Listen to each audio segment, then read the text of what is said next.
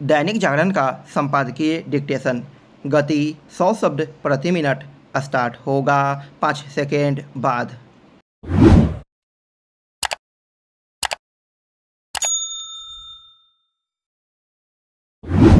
Start. Narendra Modi के नेतृत्व में नई सरकार के गठन की तैयारी यही बता रही है कि गठबंधन सरकार आकार लेने जा रही है। देश में केंद्रीय स्तर 2009 के बाद पहली बार गठबंधन सरकार बनने जा रही है।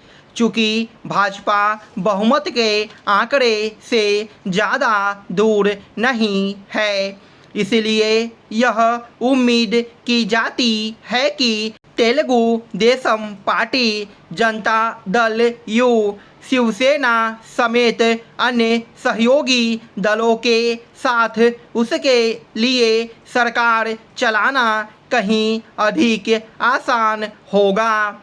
इसके बाद भी इतना तो है ही कि प्रधानमंत्री मोदी पहली बार गठबंधन सरकार का संचालन करेंगे। हालांकि अटल बिहारी वाजपेयी के नेतृत्व वाली गठबंधन सरकार के तहत कार्य करने के कारण वह ऐसी सरकार के संचालन के तौर तरीकों से अवगत हैं, लेकिन स्वयं उनके लिए ऐसी सरकार चलाना एक नया अनुभव होगा। गठबंधन सरकार का संचालन उनकी नेतृत्व क्षमता और सबको साथ लेकर चलने के राजनीतिक कौशल की परीक्षा लेगा। इस परीक्षा में उन्हें खरा उतरना चाहिए, क्योंकि उनके पास चुनौतियों के बीच देश की समस्याओं का समाधान करने की एक राजनीतिक दृष्टि है। गठबंधन सरकारों के कुछ सकारात्मक पक्ष होते हैं तो कुछ नकारात्मक पक्ष भी। गठबंधन सरकारों का नेतृत्व करने वाले को घटक दलों से समन्वय के साथ चलना होता है। इसमें समस्या तब आती है जब घटक दल अनुचित मांगे मनवाने लगते हैं अथवा सौदेबाजी करने की कोशिश करते हैं या फिर अपने संकीर्ण हितों की पूर्ति के लिए दबाव की राजनीति करने लगते हैं। अतीत में नरसिंह राव और अटल बिहारी वाजपेयी ने गठबंधन सरकारों का कुशलता से संचालन भी किया है और आवश्यक सुधारों को भी आगे बढ़ाया है। मनमोहन सिंह ने भी 10 वर्ष तक गठबंधन सरकार का संचालन किया है, लेकिन इसकी अनदेखी नहीं की जा सकती कि उन्हें किस तरह कई बार सहयोगी दलों के अनुचित दबाव में झुकना पड़ा। इसी के चलते एक बार उन्हें यह कहना पड़ा था कि गठबंधन सरकार की अपनी कुछ मजबूरियां होती है।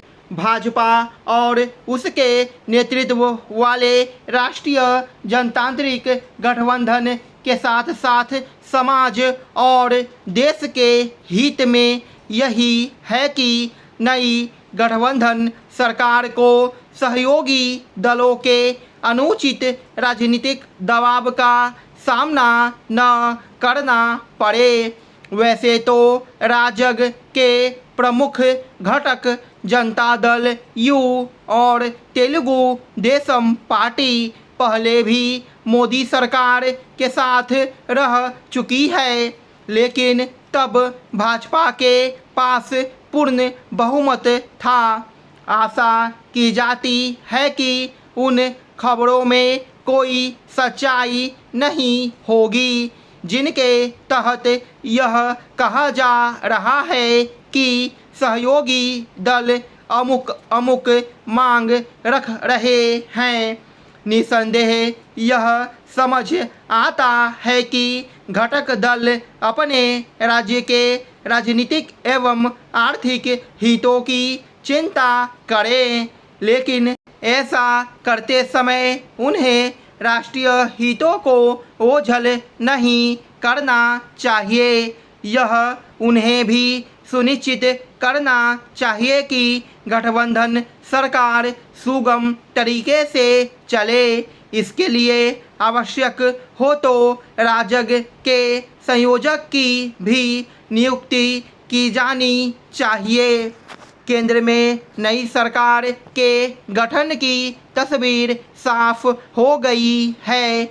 नरेंद्र मोदी लगातार तीसरी बार प्रधानमंत्री बनेंगे। हालांकि 2 कार्यकाल में पूर्ण बहुमत की सरकार चलाने के बाद इस बार उन्हें कुछ हद तक सहयोगी दलों के भरोसे रहना पड़ेगा, लेकिन चुनाव नतीजों के बाद मोदी के पहले संबोधन में यह झलका कि सुधारों की गति पर कोई असर नहीं पड़ेगा। राजनीतिक परिदृश्य पर जनादेश की अलग अलग व्याख्या हो सकती है, मगर विदेश नीति और अंतर्राष्ट्रीय स्तर पर भारत की सक्रियता को लेकर कुछ विशेष नहीं बदलेगा। विदेश नीति के मोर्चे पर निरंतरता ही दिखाई पड़ेगी, जिसमें प्रधानमंत्री मोदी की छाप भी दिखेगी। भारतीय शासन प्रणाली विदेश नीति में प्रधानमंत्री कार्यालय की सक्रियता की विशेष गुंजाइश देती है। यही कारण है कि प्रथम प्रधानमंत्री पंडित जवाहरलाल नेहरू से लेकर पीएम मोदी तक यह सिलसिला लगातार कायम रहा है। स्टॉप।